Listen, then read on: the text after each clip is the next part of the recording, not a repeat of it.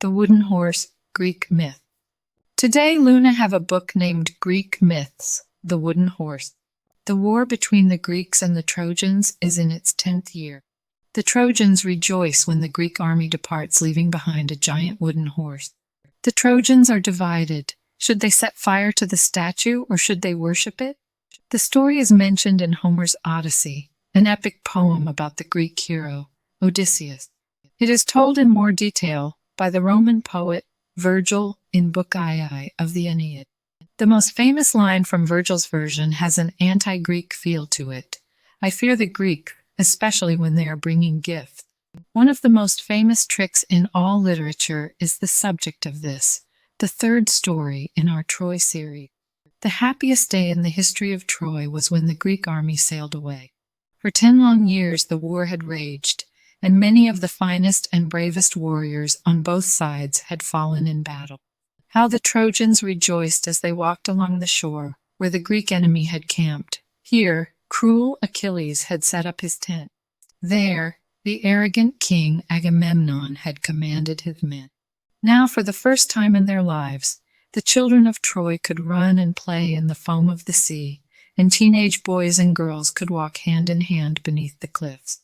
Little did they realize that the enemy army had not set sail for faraway Greece. Instead, they had only taken their ships to the other side of the island, called Tenedo, and there they were lurking, out of sight, but still not far away.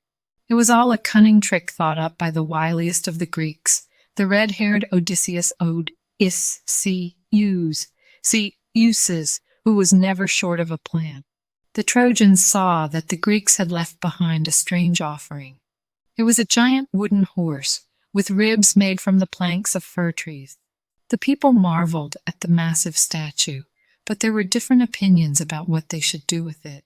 Some wise old men saw there was something not quite right about the horse, and advised that they should set fire to it straight away. Others warned that the gods would be angry with them if they did not honor the statue. After all, the wooden horse was dedicated to gray-eyed Athena, the great goddess of wisdom, and nobody wanted to feel her wrath. The crowd was wavering, and a white-bearded old priest spoke out above the murmur. Fellow citizens, whatever this strange horse may be, remember this: it is always wise to fear the Greeks, especially when they are bringing gifts. By the great god Poseidon, Lord of the seas, and by everything that is sacred, let us not fall into this deadly trap, for that is what it surely is. So saying, the old priest hurled a mighty spear at the horse, and it flew into the beast's side and quivered, and the guts of the horse reverberated with an eerie, hollow sound, like a long, deep moan. Had the Trojans decided there and then to set fire to that horse of death, their lovely city would be standing to this day, and the descendants of King Priam would be living in peace and happiness. Just then, a Trojan patrol came upon the scene, and they brought with them a prisoner, a Greek called Sinon, whom the army had left behind.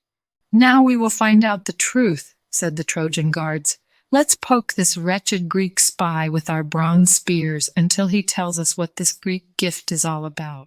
When he heard this, the poor prisoner cried out, No, please, don't harm me. I'll happily tell you all you want to know, for cruel, scheming Odysseus is no more a friend of mine than he is of you.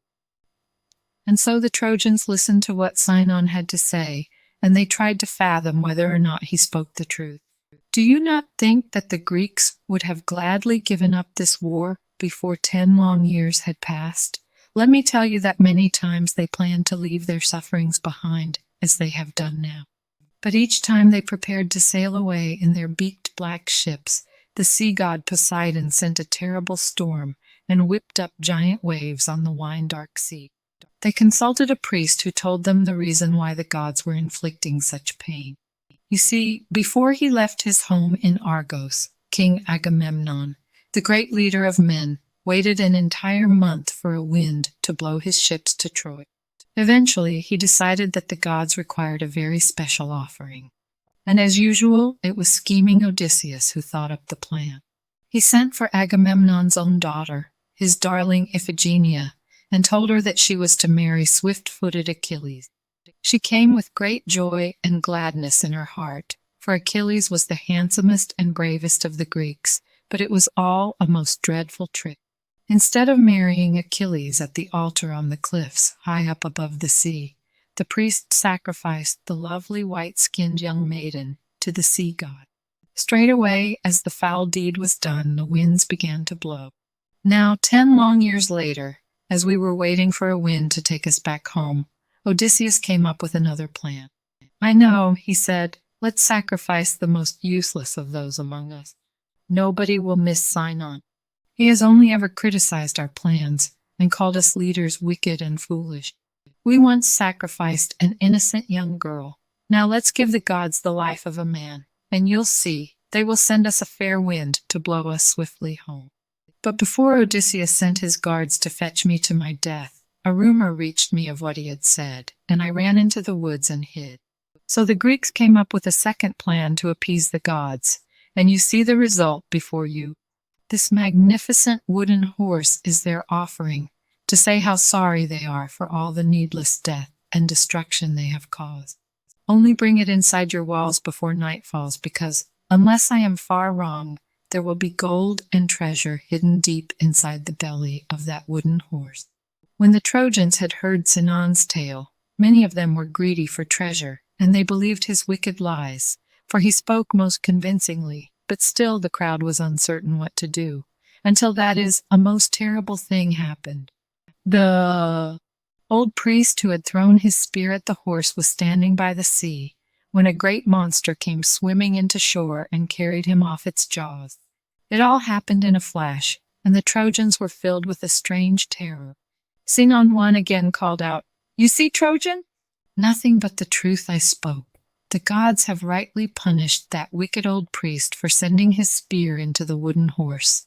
And now nobody dared to disagree. The Trojans brought ropes and placed wheels beneath the statue's feet, so that they might pull the wooden horse through the gates of their magnificent city. As the ill-omened procession entered Troy, girls and boys danced around the horse singing holy chant. There was rejoicing in the city, and even the fortune-teller Cassandra did not dare open her lip, though she foresaw the imminent doom, for the gods had given Cassandra the gift of clear-sighted prophecy, but had decreed that not one person would believe her. It was a clear moonlit night, and the Trojans carried on partying. Sinon the Greek had been set free, and nobody noticed that he lit a fire on the beach to signal to the army on the island of Tenedos that the wooden horse was within the walls of Troy. Next, he returned to the city and opened a secret door in the belly of the horse, and the Greek band of warriors, who'd been hiding all that time within, let down a long rope, and they were led to the ground by wily Odysseus, who was the first of them to stand in the central square of Magnificent. It was not long before the Greek intruders had surprised the guards on the main gates and killed them. Soon the wide doors were open, and the Greek army was surging into Troy. The Trojans were either drunk or sleeping, and in no way ready to fight. On every side the city was in turmoil. Soon the palace of King Priam was in the grip of fire, and Helen, the most beautiful woman in the world for whom these 10 years of war had been fought, was throwing herself at the feet of her Greek husband, King Menelaus, and protesting how she had been kidnapped and brought to Troy against her will. It was all lies, of course, but Menelaus was ready to believe his lovely wife, and took her once more in his arms.